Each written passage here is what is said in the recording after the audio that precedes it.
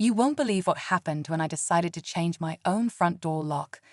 It seemed like a simple upgrade, just me, a screwdriver, and a brand new lock from the hardware store.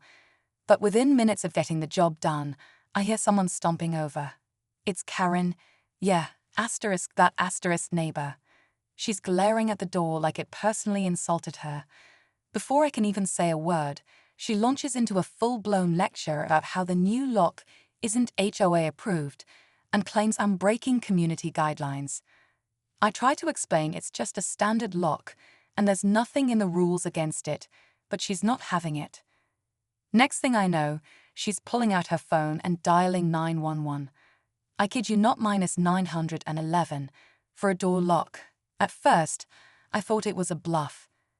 But then she's actually talking to the operator, reporting me for unauthorized hardware on my own house. I was stunned. The police were on their way, and I had no clue how this was about to unfold. I recorded everything because, honestly, who's gonna believe this without proof? Just wait until you hear what happened when the officers showed up. Let's just say Karen didn't get the reaction she was hoping for. So while I'm standing there trying to make sense of what's going on, Karen's still pacing on the sidewalk like she owns the whole block. She's pointing at my door, waving her arms, talking loud enough for the entire neighborhood to hear. I'm just thinking, is this really happening right now? Over a lock, A few neighbors peeked out from behind their curtains, and one even stepped outside to see what the fuss was about. I explained to him that I had just changed out the old rusty lock because it barely worked anymore. Nothing fancy, just a regular set and nickel deadbolt I picked up at the store. He nodded, said it looked fine to him, and went back inside. But Karen? Oh no. She was convinced this was some kind of security threat to the entire community. Then she drops the line that made everything 10 times weirder. This lock design encourages break-ins. I couldn't even respond to that one. It was like she made it up on the spot. She also kept bringing up the HOA, even though we don't have any written rule about what kind of locks we can or can't use. That's when it hit me. This wasn't about the lock at all. But what was it really about? And what would happen when the cops showed up? So I'm still standing there, trying not to lose my cool, and Karen is now pacing like she's directing traffic. She's talking on speakerphone, just loud enough for me to hear her telling the 911 operator that a suspicious male is altering property hardware in a shared living space. Shared living space? It's a standalone house. I own it. At that point, I realized she was twisting the story to make it sound way more serious than it was. And now I was wondering, how would the police react when they arrived? While I waited, I started filming, not to be dramatic, but honestly to protect myself. You never know how these things can get spun. I panned over to the new lock, the same kind that half the houses on the street already had. That's when I remembered something weird. Karen had made comments before, like when I put up solar lights in the front yard. She'd said it disrupted the uniform look of the neighborhood. Maybe this was bigger than just a lock. Maybe Karen just had a thing about control. Then another twist. Mr. Jenkins from across the street walked over. He's been in the neighborhood 20 years.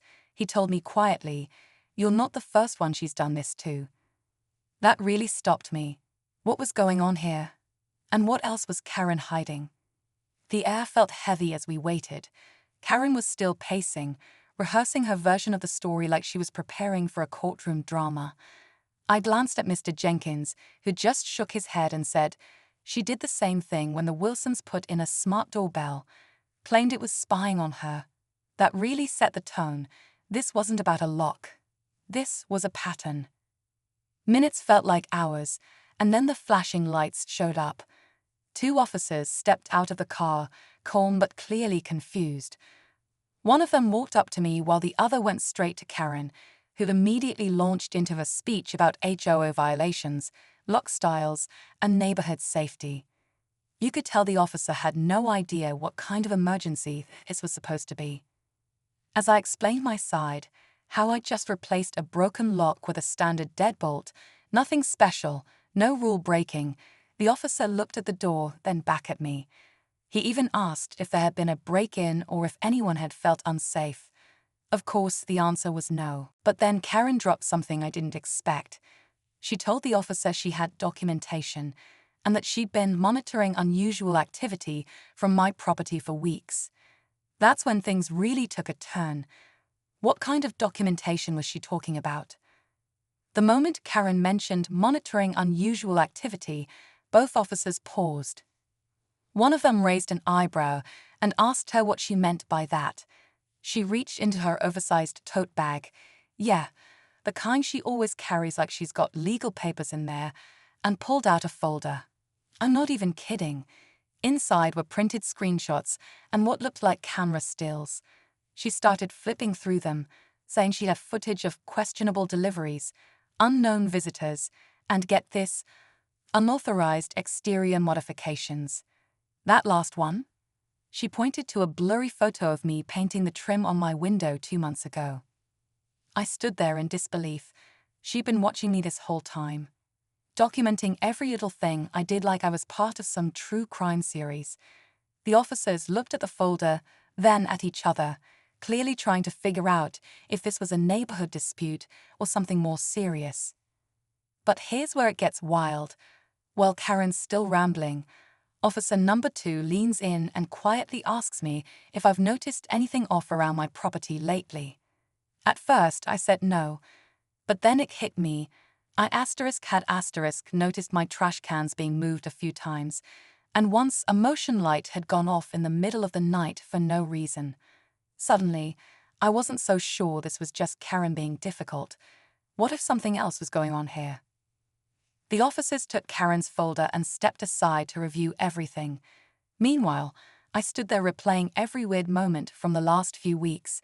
Trash cans moved, lights flicked on, small things I brushed off. Now, it all felt connected.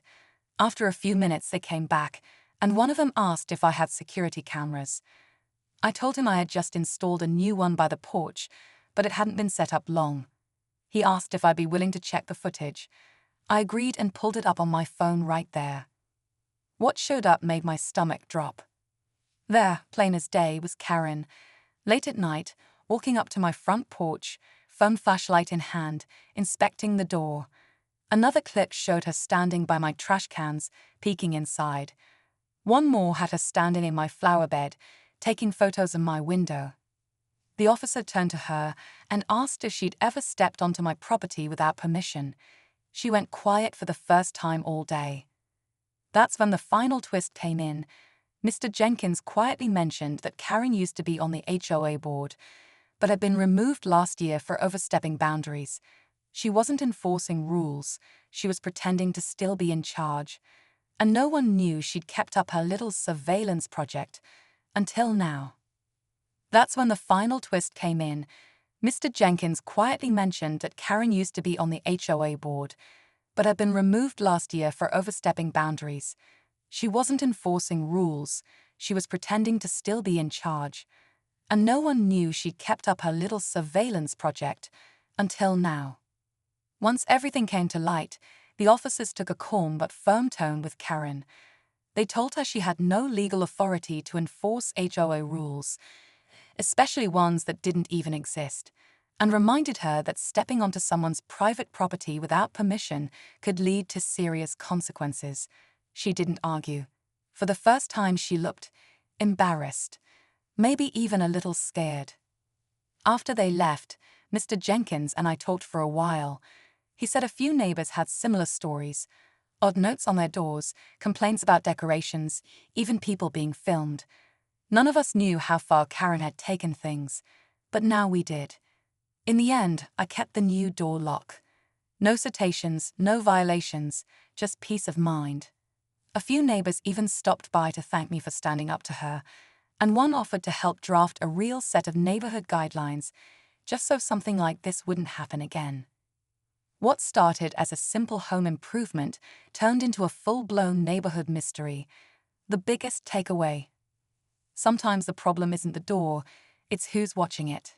So yeah, next time you change a lock, just make sure it's not unlocking someone else's obsession.